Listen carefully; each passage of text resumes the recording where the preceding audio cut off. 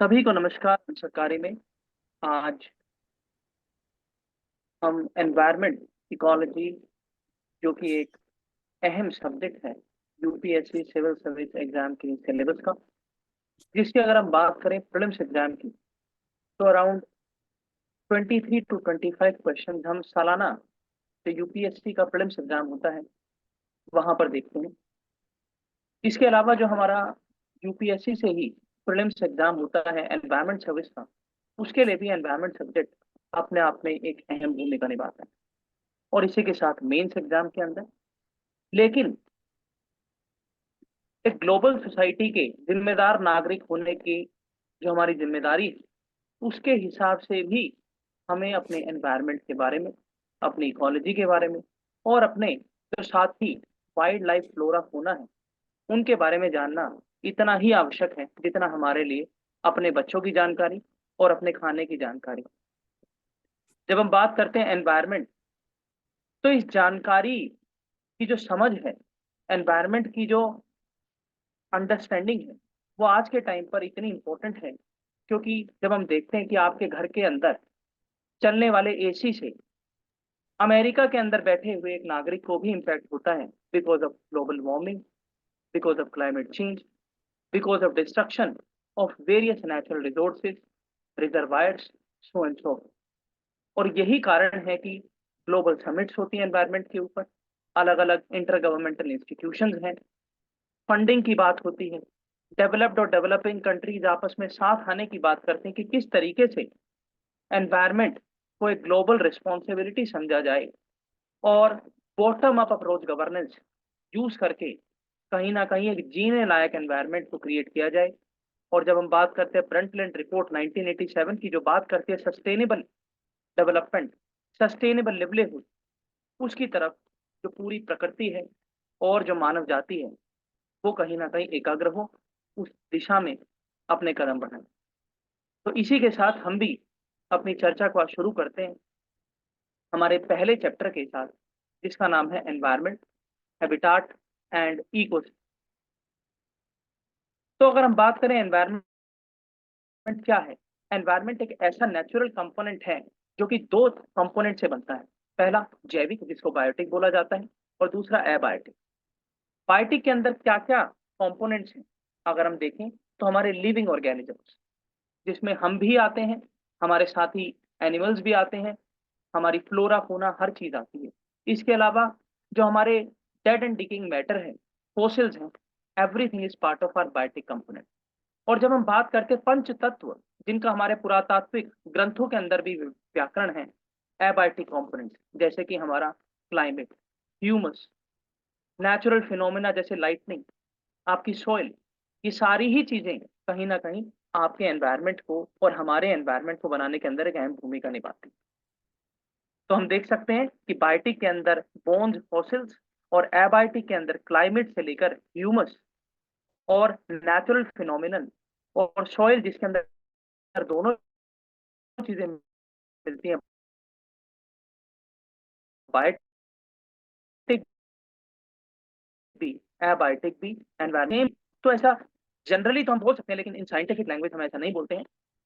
अगर हम बात करें क्या क्या ऑर्गेनिक चीज होती है, ऑर्गेनिक कंपाउंड किसे कहा जाता है, तो ऐसे बायोमॉलिक्यूल्स जैसे कि कार्बोहाइड्रेट्स, जो आपको अलग अलग सोर्सेज से मिलता है। जब हम बात करते हैं पेड़ पौधे कार्बोहाइड्रेट देते हैं, जब हम बात करते हैं दवाइयां, आपके अंदर कार्बोहाइड्रेट्स की कमी हो जाती है, उसके लिए आप विटामिन की कैप्सूल्स खाते हैं, लिपिड, प्रोटीन्स, न्यूक्लिक एसिड, ये सारी चीजें कहीं ना कहीं ऑर्गेनिक कंपाउंड को दर्शाती हैं, जो कि डायरेक्टली और इनडायरेक्टली, जैसा भी हमने देखा, प्लांट्स और एनिमल्स से हम लेते हैं। और इन ऑर्गेनिक कंपाउंड्स वो होते हैं जो हमें हमारी जो इनऑर्गेनिक साइकिल, जैसे कि साइबर, जैसे कि हमारी कार्बन साइकिल है, फॉस्फोरस साइकिल है, सेडिमेंट्री साइकिल है, वहां से हमें जो चीजें मिलती हैं, जिनका एक एग्जांपल भी हम देख सकते हैं, कार्बन हाइड्रोजन के बॉन्ड्स।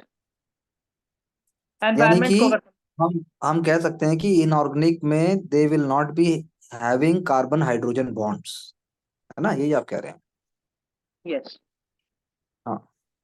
अगर एनवायरनमेंट की बात करें तो फिजिकल कंपोनेंट, जैसे कि अभी हमने बात की, न्यूट्रिएंट्स हैं, जल है, पानी है, आकाश है, क्लाइमेट है, और बायोलॉजिकल फैक्टर्स, जिसके अंदर लिविंग ऑर्गेनिजम्स और बायोमोलिक्यूल्स, और इन्हीं के साथ फिर हमारे केमिकल इंटरेक्शंस, जो कि carbon cycle, nitrogen cycle, phosphorus cycle के रूप में हमें देखने को मिलते हैं।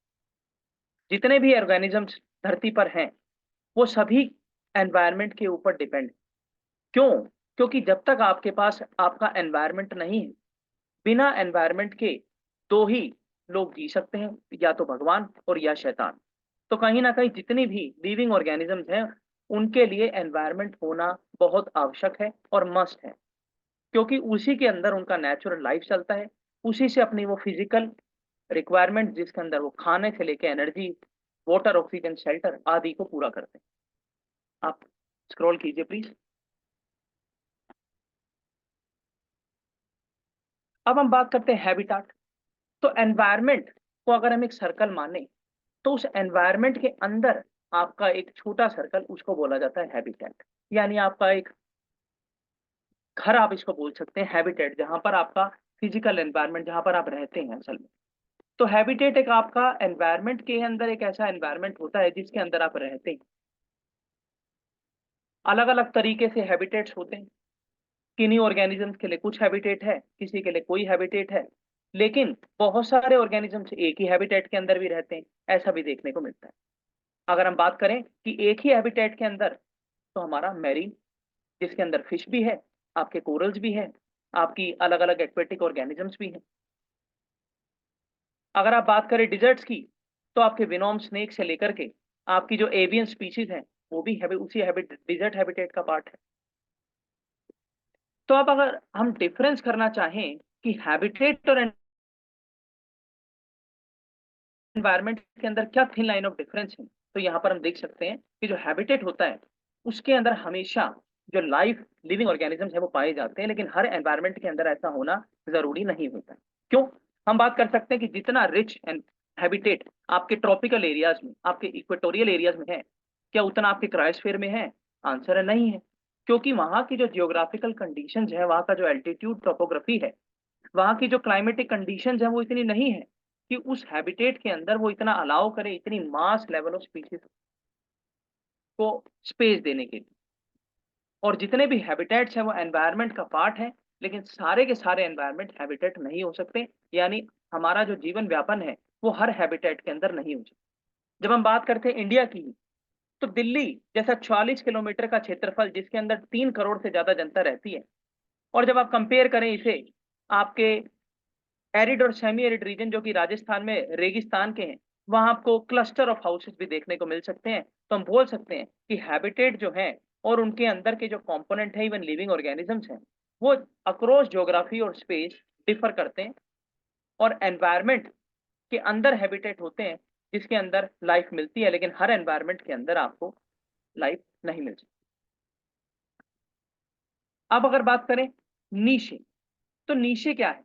नीशे है कि आपके हैबिटेट के अंदर अगर आप एक छोटा सर्कल बनाएं, यानी आप एक एनवायरनमेंट के अंदर, आप एक हैबिटेट के अंदर रहते हो, और एक हैबिटेट के अंदर आप एक ऐसी जगह पर रहते हैं जहाँ से ये पता लगता है कि आपका फंक्शनल स्पेशलाइजेशन क्या है, आप किस हैबिटेट में रहकर क्या काम करते हैं, वो आपका नीशे हमें जानकारी देता है।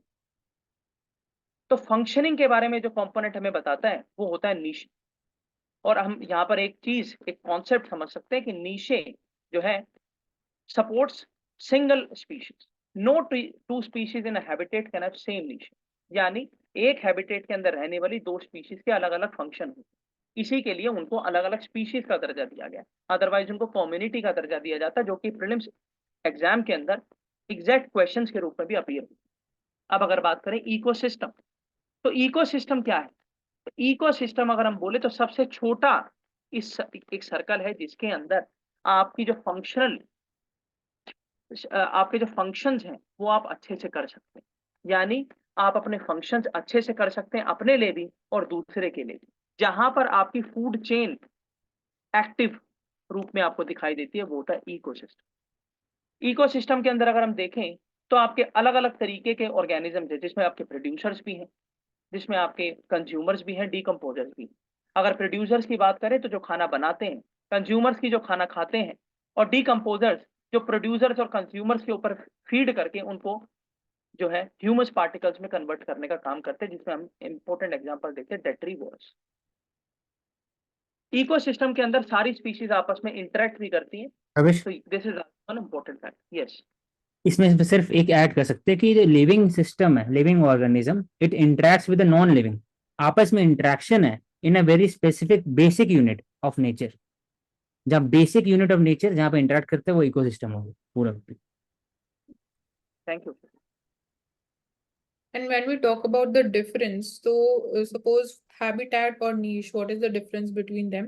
So habitat is a place which is suitable for a particular organism, मतलब suitability की बात की जाती है। Niche उसका भी और specialized region हो जाएगा। Niche of an organism is unique and specific role it plays in its ecosystem. Yes, thank you Mansi. तो अभी हम देखते हैं क्लासिफिकेशन। इकोसिस्टम यानी फंक्शनल यूनिट जहां पर इंटरेक्शन होता है लिविंग और नॉन लिविंग का, उसके अंदर क्या क्या क्लासिफिकेशन है। तो नेचुरल यानी जो प्राकृतिक अपने आप में बने हुए हैं, दो तरीके के हैं। एक टेरेस्ट्रियल यानी आपके लैंड सरफेस पे मिलने वाले, इसके अंदर भी फिर सब क्लासिफिकेशन है, जैसे ग्रासलैंड्स आपके प्रेरी से लेकर सवाना जो है, फॉरेस्ट आपके tropical, deciduous, rain forest, desert ecosystem, arid, semi arid. Aquatic के अंदर आपको दो मिलते हैं, जिसमें लेंटिक और लॉटिक।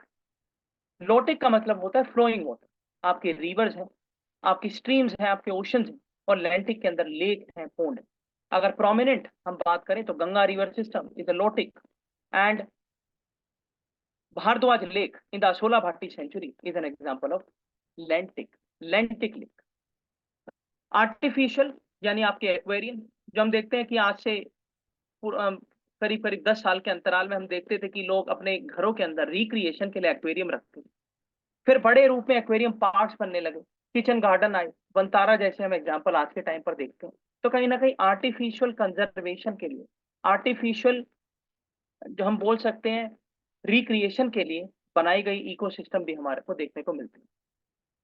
फ्रेश वाटर इकोसिस्टम की अगर बात करें तो फ्रेश वाटर इकोसिस्टम का क्लासिफिकेशन है कि उसमें सॉल्ट के जो कंपोनेंट्स हैं, जो सॉल्ट पार्टिकल्स हैं, उनकी कंसेंट्रेशन 1% से कम है। इसी के लिए हम दो वर्ड भी यूज करते हैं, थर्मोक्लाइन एंड हेलोक्लाइन। तो थर्मोक्लाइन का मतलब होता है टेम्परेचर से रिलेटेड, जो हमने ज्योग्राफी के अंदर ब्यूटीफुली देखा भी था। और यहाँ पर बात हो रही है हेलोक्लाइन, यानी आपका जो सोल्ट कंसेंट्रेशन है वो 1% से नीचे ही होना चाहिए, then we consider that particular ecosystem as a fresh water ecosystem. यहाँ पर हम देख सकते हैं कि जो सन है उसकी जो रेज होती है वो कहाँ तक पेनिट्रेट करती हैं, इन दी ओशन बेड। तो सबसे जो नीचे का रीजन होता है वो होता है प्रोफंडल जोन। प्रोफंडल जोन के ऊपर ही हम देखते हैं कोरल रीफ्स पाई जाती है। प्रोफंडल जोन के ऊपर ही हम देखते हैं कि आपके वोल्केनिक इरप्शंस होते हैं। आप वहीं पर रखिए 2 मिनट के लिए।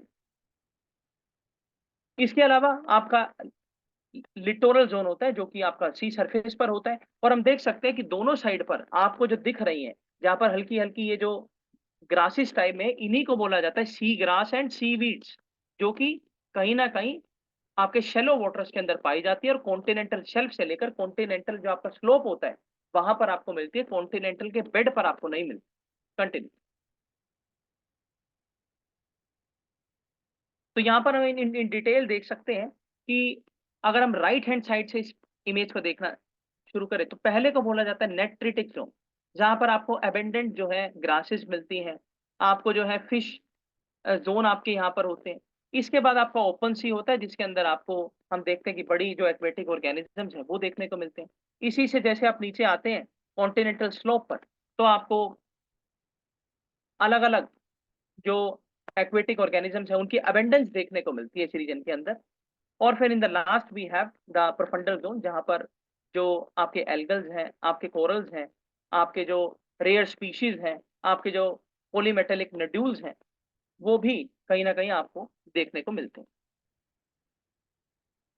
अगर हम बात करें कि हर इकोसिस्टम के अंदर इंपॉर्टेंट चीज क्या है, स्पीशीज तो है ही, मछली की स्पीशीज है, सांप की स्पीशीज है, लेकिन उनकी स्पीशीज से ही इंपॉर्टेंस नहीं है इकोसिस्टम की, उनकी कम्युनिटी से इंपॉर्टेंस। यानी species is the first ladder of the ecosystem and second ladder is the ecological community, यानी समूह, पूरी स्पीशीज का समूह। अगर आपकी एक स्पीशीज के ऊपर खतरा होता है तो आपकी पूरी इकोलॉजिकल कम्युनिटी है स्पीशीज की, उसके ऊपर एक खतरा हमें देखने को मिलता है। जब हम बात करते हैं कोरल्स की, तो कोरल एक स्पीशीज है, लेकिन जब कोरल की स्पीशीज के ऊपर एल्गल ब्लूम जैसी एक्टिविटीज हम देखते हैं, तो कहीं ना कहीं पूरी इकोलॉजिकल कम्युनिटी के ऊपर खतरा होता है, जिसकी वजह से आपकी फिश इकोसिस्टम में भी खतरा होता है, और आपके जो फूड सिक्योरिटी, जो आपके फिशरी सेक्टर उसके ऊपर डिपेंड होता है, उसको भी कहीं ना कहीं लॉस ऑफ इकोनॉमी होता है। करिए आप नीचे। यहाँ पर हम एक तरीके से इकोसिस्टम को समझ सकते हैं कि हमारे इकोसिस्टम के अंदर क्या क्या इंपॉर्टेंट इंटेग्रल फैक्टर्स हैं जो अपना रोल प्ले करते हैं। आप देख सकते हैं कि हमारे सनलाइट जो हमारी पेनिट्रेट करती है लैंड पर भी और हमारे ओशियनिक सरफेस पर भी। फिर जो प्लांट होते हैं वो रेस्पिरेशन करते हैं, ऑक्सीजन और फोटोसिंथेसिस हम यहाँ पर देखते हैं। ऑर्गेनिक कंपाउंड हैं, जिसमें हम सोइल के अंदर देखते हैं कि ह्यूमस डेट्रीवोरस जो रोल प्ले करते हैं। इसकी वजह से जो आपका काउ डंग है, फिर आपका जो वेस्ट प्रोडक्ट्स हैं, ये सारी ही चीजें जो एग्जाम्पल है, ये एग्जाम्पल है कार्बन साइकिल का। यानी आपकी जो इकोसिस्टम है उसके अंदर कार्बन साइकिल कैसे वर्कआउट करती है, वो यहाँ पर दिखाया गया है कि जो पेड़ होता है वो फोटोसिंथेसिस लेता है, उसके बाद जो ऑक्सीजन है वो रिलीज करता है ऑर्गेनिक कंपाउंड। ऑर्गेनिक जो एनिमल्स होते हैं वो उसको कंज्यूम करते हैं, वो दोबारा से कार्बन रिलीज करते हैं। जब वो रिलीज करते हैं तो वो दोबारा से प्लांट के पास जाती है। इसके बाद जो आपकी इंडस्ट्रियल एरियाज हैं वो कार्बन का एमिशन करते हैं, वो आपके जो एटमॉस्फेरिक सरफेस है वहां पर जाकर ऐड होता है। फिर आपके जो क्लाउड्स हैं उनका फॉर्मेशन होता है, क्यूमुलस क्लाउड की वजह से बारिश होती है। दोबारा से वो साइकिल इस तरीके से चलती रहती है, and that is what the carbon cycle showing. अगर आप लोगों को कुछ एडिशनल ऐड करना चाहते हैं आप तो कर सकते हैं। एंड हमारे इकोसिस्टम में अगर हम बात करते हैं तो बहुत सारे टाइप की बायोकेमिकल साइकिल होती है, उसमें से ये एक एग्जांपल है कार्बन साइकिल का। इसके अलावा वाटर साइकिल भी होती है, नाइट्रोजन साइकिल भी होती है, फास्फोरस भी होती है, जिसको आगे हम डिटेल में देखेंगे एक एक। अब यहाँ पर अगर हम सिंपल समझना चाहें कि क्या क्या डिफरेंस है इकोसिस्टम, एनवायरनमेंट और इकोलॉजी के बीच में, तो हमने देखा इकोसिस्टम जो है वो एक फंक्शनल यूनिट होता है, जिसके अंदर आपका जो स्पीशीज होती है वो रहती है, अपने नीचे उनका एक फंक्शनल स्पेशलाइजेशन वो करती है। उसी के साथ हमने देखा एनवायरनमेंट जो है वो सबसे बड़ा रूप है, जिसके अंदर बहुत सारे इकोसिस्टम्स होते हैं। आपका डिजर्ट इकोसिस्टम से लेके पानी का इकोसिस्टम, धरती का इकोसिस्टम, सारे ही पार्ट है एक एनवायरनमेंट के। इसीलिए हम बात करते हैं global environment under the ambit of United Nation environmental programme. हम नहीं बात करते हैं इकोसिस्टम, लेकिन क्या कोई ऐसी एजेंसी है जो इकोसिस्टम की बात करती है? तो यस, हमारे यहाँ वो भी है, UNCCC, डिजर्टिफिकेशन के ऊपर भी है। तो कहीं ना कहीं वो स्पेसिफिक इकोसिस्टम की बात कर रही है, और यूनेप आपकी ग्लोबल एनवायरनमेंट की बात कर रही है। तो ऑल इकोसिस्टम आर एनवायरनमेंट, लेकिन सारे एनवायरनमेंट इकोसिस्टम नहीं हो सकते। इकोलॉजी क्या होती है? इकोलॉजी बेसिकली एक स्टडी होती है जिसके अंदर आप समझते हैं कि किस तरीके से ऑर्गेनिजम्स आपस में इंटरेक्ट करते हैं, किस तरीके से फिजिकल, बायोटिक और एबायोटिक कंपोनेंट का आपस में इंटरेक्शन होता है। That study is known as the study of ecology. Continue please. Pravesh. तो है वी कैन कि एनवायरनमेंट और इकोसिस्टम में डिफरेंस की जब बात करते हैं तो एनवायरनमेंट जो है हम सराउंडिंग्स के लिए टर्म यूज करते हैं कि हमारी सराउंडिंग्स जो एनवायरमेंटल चेंजेस देखने को मिल रहे हैं। और इकोसिस्टम में जो की चीज है, की पॉइंट है, वो है इंटरैक्शन की बात की जाती है जब बायोटिक और एबायोटिक फैक्टर्स के बीच में। तो दैट इज द डिफरेंस। हाँ जी बोलिए उसी की।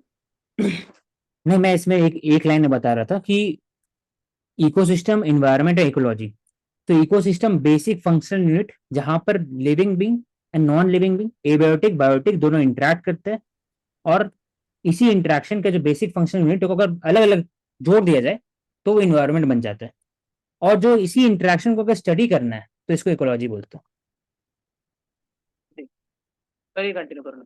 एंड इकोलॉजी में भी हम दो टाइप देखते हैं, एक तो ऑटो इकोलॉजी और एक सिंक इकोलॉजी। तो ऑटो में क्या होता है कि सिर्फ एक स्पीशी जो है ऑर्गेनिज्म की, उस एक ही स्पीशी के अंदर कैसे रिलेशनशिप वर्क कर रहा है।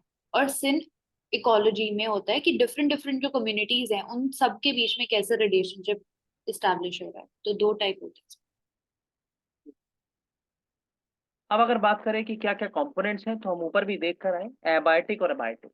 इसके अंदर हम देख लेते हैं डिटेल। बायोटिक के अंदर हमारे प्लांट्स, जिसमें ग्रीन प्लांट्स भी हैं, नॉन ग्रीन प्लांट्स भी, decomposers, parasites, symbionts, animals and man. और एबायोटिक कंपोनेंट्स के अंदर हमारे ज्यादा होते हैं, जिसमें आपकी एनर्जी, सन से भी, radiation, temperature, heat flow, water, atmospheric gases, wind, fire, gravity, topography, soil and geological substratum. तो ये सारे फैक्टर्स हैं आपके एबायोटिक और ये हैं आपके बायोटिक। अब हम बात करते हैं क्या लिमिटिंग फैक्टर्स हैं। लिमिटिंग फैक्टर्स क्यों बोला जाता है? क्योंकि कहीं ना कहीं हमारे इकोसिस्टम के अंदर लिमिट करते हैं किनको, बायोटिक और एबायोटिक फैक्टर। और लिमिटिंग फैक्टर जो है वो दोनों ही होते हैं, बायोटिक भी होते हैं, एबायोटिक भी होते हैं। ये क्या करते हैं? ये ज्योग्राफिकल एक टर्म होता है जिसको बोला जाता है spatial distribution, even uneven geographical distribution. कहीं पर रेगिस्तान है, कहीं पर नदी है, कहीं पर खाई है, कहीं पर गुली है, कहीं पर वैली है, कहीं पर यू शेप्ड वैली। तो ये सारी चीजें अगर हम बोले तो इसको बोला जाता है ज्योग्राफिकल स्पेशियल डिस्ट्रीब्यूशन। और उसी को बनाने के अंदर बायोटिक और एबायोटिक कंपोनेंट की अहम भूमिका होती है, जो कि लिमिट करते हैं कि कहां पर किस चीज का कितना एस्केप होगा। डिजर्ट अगर है तो डिजर्ट का कितना एस्केप होगा, नदी अगर है तो उसका ड्रेनेज पैटर्न कितना बड़ा और कितना वाइड होगा। ये सारी चीजें हमारे बायोटिक और abiotic components important role play करते हैं, जिसके अंदर हम बात कर सकते हैं light, water, soil, temperature, gases and biogenic. यानी ये सारे ही आपस में जो है लिमिटिंग फैक्टर के तौर पे काम करते हैं। अगर हम बात करें एग्जाम्पल का, तो हम देखते हैं कि सीड्स जो होते हैं वो एवरग्रीन फॉरेस्ट के अंदर इतनी जल्दी से जर्मिनेट नहीं हो पाते हैं। क्यों? ज्यादा बारिश होती है, सनलाइट पेनिट्रेशन इतना नहीं होता है।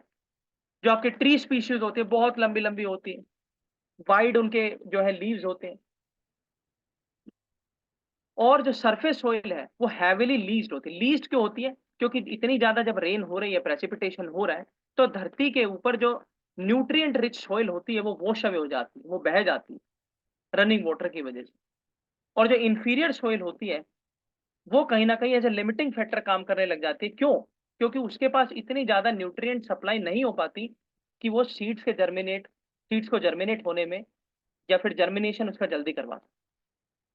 और अगर आप ज्यादा लाइट दे देंगे तो भी दिक्कत है। अगर डेंस कैनोपी है, पेनिट्रेट सन का नहीं हो पा रहा है अच्छे से, तो भी जर्मिनेट नहीं हो पाएगा। तो कहीं ना कहीं सन की आने वाली जो रेज है वो भी लिमिटिंग फैक्टर बन जाती है। पानी जो कि एक एसेंशियल कंपोनेंट है पौधों के उगने के लिए, अगर वो भी ज्यादा आ जाए तो भी नुकसान है। अब अगर बात करें मेजर एबायोटिक लिमिटिंग फैक्टर्स, तो लाइट के बारे में हमने देखा। अगर हम अपने ह्यूमन बींग्स के ऊपर लिमिटिंग फैक्टर देखें तो ज्यादा अगर आपके ऊपर यूवी रेज आ जाए तो डर्मा यानी डर्मेटोलॉजिस्ट की आपको डर्मा प्रॉब्लम हो जाती है, जिसकी वजह से आपको डर्मेटोलॉजिस्ट के चक्कर काटने पड़ते हैं। स्किन प्रॉब्लम हो जाती है, आपको स्किन कैंसर हो जाता है। रेनफॉल, अगर आप देखते हैं कि कहीं ना कहीं एसिड रेन है, उससे तो हमारे ताजमहल जैसे जो नेशनल हेरिटेज के इंस्टीट्यूशन हैं उनके ऊपर भी कहीं ना कहीं येलो शेड आ गई है। टेम्परेचर की बात करें तो वाइड रेंज ऑफ टेम्परेचर, जहां पर जिसको बोला जाता है यूरी थर्मल, और कहीं पर नैरो रेंज ऑफ टेम्परेचर है स्टेनोथर्मल। तो this is an important thing, eurythermal wide range of temperature और नैरो रेंज स्टेनोथर्मल। एटमोस्फेयर की अगर बात करें तो ऑक्सीजन है इसके अंदर। हाँ बताइए। वन एग्जाम्पल यूरिथर्मल के एग्जाम्पल ह्यूमंस, मंकीज, ये सब आते हैं यूरिथर्मल की wide range of temperature we can exist. और जो हाइबरनेटिक स्पीसीज होते हैं वो mostly small range of temperature होते हैं, फॉर एग्जाम्पल सील्स, ये सब पेंगुइन्स भी इसी का पार्ट है। पेंगुइन्स हो गए। Stenothermal, penguins, pythons, crocodiles, crustaceans, insects, मतलब जो एक नैरो रेंज में ही मतलब ज्यादा मिलते हैं उसी इन्वायरमेंट और हैबिटेट में। ह्यूमन, क्रोकोडाइल, तो पेंगुइन्स, इंसेक्ट, स्टेनो। ठीक है। तो इसके बाद हम देखते हैं कि एटमॉस्फेरिक कंपोनेंट है जिसके अंदर नाइट्रोजन सबसे ज्यादा मिलती है। उसके बाद आपको ऑक्सीजन मिलती है, फिर आर्गन मिलती है, फिर हीलियम मिलती है, फिर नियोन मिलती है। और इसके अलावा अलग अलग तरीके से आपको मिलती रहती है, 0.0 जो उनका रेशियो रहता है। तो इसके अंदर देखते हैं ऑक्सीजन जो है सर्वाइवल के बहुत इंपॉर्टेंट है, नाइट्रोजन जो है कंबस्शन के, कार्बन डाइऑक्साइड से हम कार्बोहाइड्रेट्स बनाते हैं। ऑर्गेनिक कंपाउंड्स के अंदर देखें तो प्रोटीन, कार्बोहाइड्रेट्स, लिपिड्स, जिनकी एट द एज ऑफ, हम देखते हैं ह्यूमन बींग्स के अंदर भी कहीं ना कहीं आफ्टर 40 जो हमारी महिलाएं हैं उनके अंदर प्रोटीन की दिक्कत आ जाती है। जो हम देखते हैं हमारे बुजुर्ग हैं उनके जो पैर हैं उनके अंदर हम देखते हैं कि फंक्शन नहीं कर पाते, प्रोटीन की कमी हो जाती है, कार्बोहाइड्रेट्स की कमी हो जाती है। इनऑर्गेनिक कंपाउंड्स में कार्बन है, carbon dioxide, water, sulphur, nitrate, जो कि अपनी अपनी साइकिल्स है जिनकी। कार्बन साइकिल है जो कि अभी हमने ऊपर देखी, सल्फर साइकिल है, नाइट्रोजन की साइकिल है, फॉस्फोरस की साइकिल। वो भी एसेंशियल मेटल जो है उनके आयंस बनाने के लिए एक अहम भूमिका निभाती है। एल्टीट्यूड यानी ऊंचाई, जैसे जैसे ऊंचाई होती है हमने देखा अलग अलग एटमॉस्फेरिक रीजन्स के अंदर भी, अगर आप ट्रोपोस्फेयर के अंदर ज्यादा ऊंचे जाएंगे तो गर्मी बढ़ेगी, ठंड बढ़ेगी। उसके अलावा ट्रोपोपोस के अंदर जाएंगे तो गर्मी बढ़ेगी। ट्रोपोस्फेयर के बाद आप मीसोस्फेयर में, एक्सोस्फेयर में, इस तरीके से वेरिएशन चलते रहते हैं। तो जैसे एटमॉस्फेरिक हीट और कोल्ड के वेरिएशन है, वैसी वेजिटेशन आपको देखने को मिलेगी। और इसी का एग्जांपल है कि हमारे जम्मू एंड कश्मीर के अंदर भी आपके 5 से 6 तरीके के वर्टिकल एल्टीट्यूड्स हैं, जिसमें आपको ट्रॉपिकल एवरग्रीन से लेकर के सेमी डेसिडियस, डेसिडियस, माउंटेन, सब माउंटेनस टाइप के वेजिटेशन देखने को मिलते हैं। फिर आपकी बफर कैपेसिटी ऑफ अर्थ है, जिसके अंदर बोला जाता है कि pH 7 जो है वो न्यूट्रल है। अगर वो नीचे या ज्यादा होता है तो फिर हम देखते हैं कि वो एसिडिक हो गया। इसके अलावा सैलिनिटी, उसमें हमने देखा यूरी हाइलैंड, यानी ज्यादा सैलिनिटी को अगर टॉलरेट कर पाती है कोई स्पीशीज तो उसको बोला जाता है यूरी हेलाइन, और नहीं कर पाती है तो स्टेनोहेलाइन। जब हम देखते हैं कोरल्स, तो corals is an example of stenohaline. आप ज्यादा मत गिरिए नमक, आप ज्यादा न्यूट्रिएंट रिच वाटर मत डालिए, एल्गल ब्लूम्स हो जाएगा, मास ब्लीचिंग होगी। यूरी इस हेलाइन का example would be Sundari trees जो मिलती है सुंदरबंस में। मैंग्रोव्स हो गए आपके, ये ज्यादा टॉलरेंट है। इसके बाद हम देखते हैं कि अगर जो ज्यादा ऑटोट्रॉफ यानी लाइट आपके पास आती है वो भी इफेक्ट करती है आपके टेरेस्ट्रियल स्पीशीज को। हाई इंटेंसिटी अगर है तो शूट ग्रोथ हो जाती है। इंक्रीज ट्रांसपिरेशन, ट्रांसपिरेशन को अगर आसान भाषा में समझा जाए तो जो हमारे लीव्स होते हैं उनके ऊपर जो छोटे छोटे जल के कण हम देखते हैं वो ट्रांसपिरेशन होती है। शॉर्ट स्टेम हो जाती हैं, स्मॉलर या थिकर लीव्स हो जाती हैं। तो अलग अलग जैसा आपका एल्टीट्यूड होगा, जैसा आपका एक्सपोजर होगा, जैसा आपका एनवायरनमेंट होगा, जैसा आपका इकोसिस्टम होगा, वैसी ही आपकी शेप बनेगी, वैसी ही आपकी जो है इकोसिस्टम की कम्युनिटी की रिचनेस रहेगी। तो ये सारी चीज यहाँ पर हम देखते हैं। करिए आप। अगर हम देखें लाइट कम हो जाती है तो प्लांट जो है उनकी ग्रोथ रुक जाती है, क्योंकि कार्बन डाइऑक्साइड का एक्यूमुलेशन हो जाता है। इसके अलावा केवल रेड और ब्लू इफेक्टिव होती है फोटोसिंथेसिस के अंदर, ये जो हमारी रेज होती है, स्पेक्ट्रम्स होती है, क्योंकि ब्लू लाइट स्मॉल मानी जाती है और रेड जो है वो हमारे सेल्स के इलोंगेशन में एक अहम भूमिका निभाती है। और जो अल्ट्रा वायलेट रेस या लाइट के अंदर प्लांट ग्रोन होते हैं वो ड्वार्फ कहलाते हैं। फिर हम देखते हैं फ्रोस्ट, यानी ज्यादा बर्फबारी अगर होती है तो भी कहीं ना कहीं सोइल इंपैक्ट हो जाती है। प्लांट्स वेजिटेशन, जो बायोडाइवर्सिटी है, वाइल्ड लाइफ फ्लोरा फोना है, वो कहीं ना कहीं हाइबरनेशन में चले जाते हैं, जैसे पोलर बियर के बारे में भी हमने चर्चा की। तो ज्यादा ट्रांसपिरेशन अगर हो जाएगी तो भी प्लांट्स को खतरा, और अगर कम पानी मिलेगा तो भी खतरा, क्योंकि सप्लाई ऑफ मॉइस्चर जो है उसमें कहीं ना कहीं डिस्ट्रप्शन देखने को मिलता है। और जो प्लांट्स है उसके इंटर सेलुलर स्पेसिस होते हैं वहां पर ये जो आइस है ये जमा हो जाती है, जिसकी वजह से वो अपनी ऑक्सीजन की जो ऑस्मोसिस प्रक्रिया उसको नहीं कर पाता है, और कंकड़ फॉर्मेशन हो जाती है। जब हम बात करते हैं जो एग्रीकल्चर फील्ड्स है वहां भी आपको इस तरीके की चीजें देखने को मिलती है। जब हम मल्चिंग करते हैं, मल्चिंग क्यों की जाती है? मल्चिंग इसी वजह से की जाती है कि आपकी जो कंकड़ फॉर्मेशन है आपके एग्री फील्ड के अंदर उसको तोड़ा जाए, जिसके लिए कंप्यूटर गॉडी नाम की एक मशीन होती है जिसका यूज किया जाता है।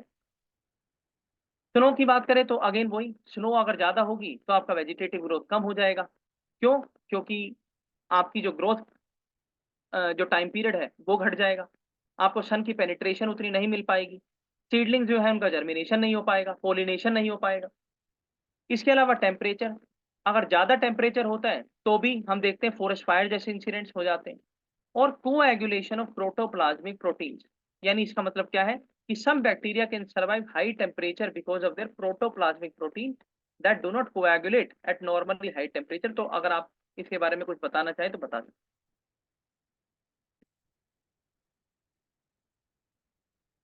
इस पे क्वेश्चन भी आ चुका है प्रीलिम्स में, 2023 में ही आया था कि जैसे बैक्टीरिया और जो माइक्रोब्स होते हैं they are tolerant to extreme temperatures, high temperature भी और बहुत लो टेम्परेचर में भी सरवाइव कर सकते हैं। ठीक, करिए करुणा नीचे। तो बायोटिक कंपोनेंट्स हम दोबारा से डिटेल में देख लेते हैं। नाइट्रोजन की अपनी एक साइकिल होती है। नाइट्रोजन जो है सोइल के अंदर नेचुरली अवेलेबल भी होता है, और नाइट्रोजन हमारे एटमॉस्फेयर का लार्जेस्ट कंपोनेंट भी है, जो कि अराउंड 97% आप क्रॉस चेक कर लीजिएगा, इतना हमें मिलता है। प्राइमरी प्रोड्यूसर जिसके अंदर बोला जाता है ऑटोट्रॉफ। प्राइमरी प्रोड्यूसर जिनके अंदर ग्रीन प्लांट्स आते हैं, कुछ बैक्टीरिया आते हैं, जैसे कि algae, blue green algae, cyanobacteria. और जब हम बात करते हैं ब्लू ग्रीन एल्गी, तो आपका जो बायोफ्यूल जनरेशन का मैकेनिज्म है, जिसमें सेकंड स्टेज है, थर्ड स्टेज है, वो कहीं ना कहीं इसी की बात करती है। फिर जो आप फोटोसिंथेसिस करते हैं उसमें काम आती है microscopic algae. Plankton are the primary producer, यानी आपके जो प्लैंकटन होते हैं जो कोरल रीफ बनाने के अंदर अहम भूमिका निभाते हैं, वो भी आपके प्राइमरी प्रोड्यूसर्स हैं, वो भी आपके ऑटोट्रॉफ। कंज्यूमर जो उनके ऊपर फीड करते हैं, जिसके अंदर आपके प्लांट्स भी हैं, एनिमल्स भी हैं, ह्यूमंस भी हैं। माइक्रो और मैक्रो कंज्यूमर्स हैं। मैक्रो के अंदर हर्बीवोरस, जो सिर्फ वेजिटेरियन आप बोल सकते हैं इन्हें, प्राइमरी जो मेनली प्लांट्स और नेचुरल वेजिटेशन के ऊपर फीड करते हैं, जैसे शीप्स, रैबिट। सेकेंडरी कंज्यूमर्स जो प्राइमरी कंज्यूमर्स के ऊपर फीड करते हैं, वॉल्स, डॉग, स्नेक्स एक्सेट्रा। और कार्निवोरस के बारे में बोला जाता है कि ये फीड करते हैं दोनों के ऊपर, प्राइमरी जो आपके ऑटोट्रॉफ्स हैं उनके ऊपर भी, प्राइमरी कंज्यूमर के ऊपर भी, और सेकेंडरी कंज्यूमर के ऊपर भी। और इसीलिए इनको बोला जाता है टर्शायरी कंज्यूमर्स। कौन कौन है? लायंस, वोल भी खा सकता है, स्नेक। ओमनीवोरस है, जो प्लांट्स भी खाते हैं, एनिमल्स भी खाते हैं, एग्जाम्पल ह्यूमन जाति, bear, pig etcetera. Micro consumers के अंदर हम देखते हैं फैगोट्रॉफ्स। फैगोट्रॉफ्स छोटे छोटे ऑर्गेनिज्म होते हैं जो कि ऑर्गेनिक मैटर जो है बनाते हैं, माइक्रो कंज्यूमर। ओस्मोट्रॉफ्स ये ऑर्गेनिजम्स होते हैं जो न्यूट्रिएंट्स लेते हैं by the organic matter, dissolved organic matter from the osmosis process, यानी जो ऑस्मोसिस प्रोसेस से अपने न्यूट्रिएंट्स को लेते हैं, वो ऑस्मोट्रॉफ्स ऑर्गेनिजम्स कहलाते हैं। आप इसका एग्जांपल डाल दीजिएगा यहाँ पर। और फैगोट्रॉफ्स का एग्जांपल हम देख भी सकते हैं, अमीबा, डिनोफ्लैगेलेट्स, सेप्टोट्रॉफ्स और डीकंपोजर्स। ये हमने देखा बैक्टीरिया और फंगी जैसे कि मशरूम, जो ऑब्टेन करते हैं अपनी एनर्जी और nutrient dead organic substances, dead trees, detritus, detritivores organism, जिसमें कि हम एग्जांपल देखते हैं नीमाटोड्स, एंथ्रोपोड्स। ये डेट्रिटस फीडर्स होते हैं जो कि आपके डीकंपोज करते हैं ऑर्गेनिक मैटर को, और उससे अपनी न्यूट्रिएंट, अपनी जो एनर्जी डिमांड्स होती है उनको फुलफिल करते हैं। अब यहाँ पर एक कॉन्सेप्ट है die back. No what is it? Die back का मतलब है कि आपकी जो प्लांट स्पीशीज है वो कहीं ना कहीं डिप्लीट होना शुरू हो रही है, वो डाई स्टेज में जा रही है। कैसे? From the tip of any portion of the plant, यानी एक छोर से वो खत्म होना शुरू हुई है। जब हम देखते हैं किसी पेड़ के अंदर, किसी पत्ते के अंदर कीड़ा लगता है, और वो एक कीड़ा अपनी कम्युनिटी के बिहाफ पर पूरे पेड़ को बर्बाद कर जाता है, कहीं ना कहीं ये उसका एग्जाम्पल है। तो this is one of the adaptive mechanism to avoid adverse conditions like drought. इस मैकेनिज्म में होता क्या है कि रूट्स तो जो हैं वो अलाइव रह जाती हैं, लेकिन जो आपके पत्ते, ये बोल सकते हैं सिंपली, जैसे ये डाई बैक टर्म है, अगर हम प्लांट ग्रोथ की बात करते हैं तो पहले रूट्स ग्रो होते हैं, उसके बाद स्टेम होती है और लीव्स आती है, पूरा प्रॉपर प्लांट डेवलप होता है। तो डाई बैक में ऑपोजिट हो रहा है, मतलब किसी प्लांट के टिप से इट स्टार्ट्स टू डाई, तो इसलिए रूट्स भी अलाइव रहते हैं। तो इट इज नॉट इम्पोर्टेंट कि पूरा ये प्रोसीजर ऐसे कंप्लीट होगा, तो मतलब एक लीफ भी डाई हो सकती है, बट वो रिवर्स मैनर में होता है। ठीक, एग्जाम्पल देखते हैं। सांस का पेड़, डिजीज है। Silk cotton. हाँ जी करुणा बताइए। डायबैक जो है ये फंगल डिजीज है, एंड इंडिया में नीम ट्रीज जो हैं उनमें ज्यादा देखने को मिलती है। ठीक, गुड एग्जाम्पल। अब देखते हैं कुछ हमारे यहाँ 5 टर्म्स लिखे हुए, 4 आप करिए नीचे। हेलोजेनिक। हेलोजेनिक का मतलब है ऐसे जानवर जो अपना खाना लेते हैं थ्रू देयर माउथ, जैसे कि हमारे हाथी हैं, हथनियां हैं, गाय हैं, भैंस हैं, कैमल्स हैं एक्सेट्रा। पैरासाइट्स ऐसे जानवर जो डिपेंड है दूसरे जानवरों पर अपने खाने के लिए और अपने जीवन निर्वाह के लिए, पैरासाइट। ओटिकोलॉजी यानी इकोलॉजी पढ़ी, तो यहाँ पर हमारी फ्रेंड ने बताया था शुरुआत में ही, 2 तरीके की होती है, ऑटिकोलॉजी और सिनेकोलॉजी। ऑटिकोलॉजी में इंडिविजुअल स्पीशीज का रिलेशन समझा जाता है, और सिनेकोलॉजी में प्लांट कम्युनिटी का रिलेशन समझा जाता है उनके हैबिटेट। यानी सिनेकोलॉजी प्लांट का रिलेशन हैबिटेट से, ऑटिकोलॉजी में रिलेशन ऑफ किसी एक स्पीशीज, जानवर की भी स्पीशीज हो सकती है, इंसान की भी हो सकती है, और उनके एनवायरमेंट से उनका रिलेशन देखा जाता है। तो अब आप क्वेश्चंस की तरफ चलिए प्लीज। तो पहला क्वेश्चन कह रहा है कि which of the following is the best description of the term ecosystem. Ecosystem क्या होता है? ए community of organisms interacting with one another, part यही ऑफ होना। अर्थ। सारे देख लेते हैं मानसी एक बार। पार्ट ऑफ अर्थ हाँ which is inhabited by living organisms, तो वो तो हैबिटेट हुआ। ए community of organisms together with their environment in which they live, यानी हैबिटेट से ऊपर वाली चीज जो कि इकोसिस्टम, जिसके अंदर कई सारे हैबिटेट भी हैं और लिविंग ऑर्गेनिजम्स भी, एबायोटिक भी कंपोनेंट भी है, एबायोटिक भी। तो this becomes the answer, a community of organism together with the environment in which they live. और flora fauna of a geographic species, तो ये तो उनकी पॉपुलेशन के बारे में बात हो रही है, कम्युनिटी के बारे में बात। चलिए, और जो आपने बोला पहला हो सकता है वो हैबिटेट का एग्जांपल था, ए हाँ, वो तो कम्युनिटी। खाली मतलब ऑर्गेनिजम्स के इंटरेक्शन की बात कर रहे हैं, उसमें एबायोटिक कंपोनेंट नहीं आया। जी। दूसरा क्वेश्चन है कि ट्रॉपिकल रेन फॉरेस्ट अगर रिमूव हो जाए तो it does not regenerate quickly as compare to tropical deciduous forest, तो क्या कारण है? पहला, soil of rainforest is deficient in nutrients. Propagules of trees in rainforest have poor viability. The rainforest species are slow growing and exotic species invade the fertile soil of rainforest. तो मेरे हिसाब से इसका आंसर पहला होना चाहिए।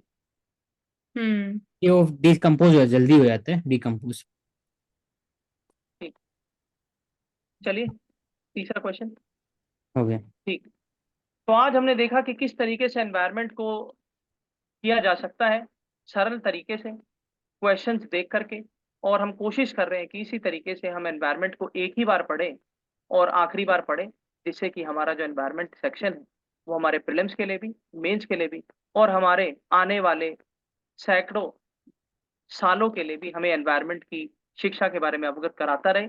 और हमारी जो सस्टेनेबल जनरेशन होगी आने वाली, उसके लिए हम भी अपने कहीं ना कहीं सिटीजनशिप को ध्यान में रखकर अपनी भूमिका निभाते हैं।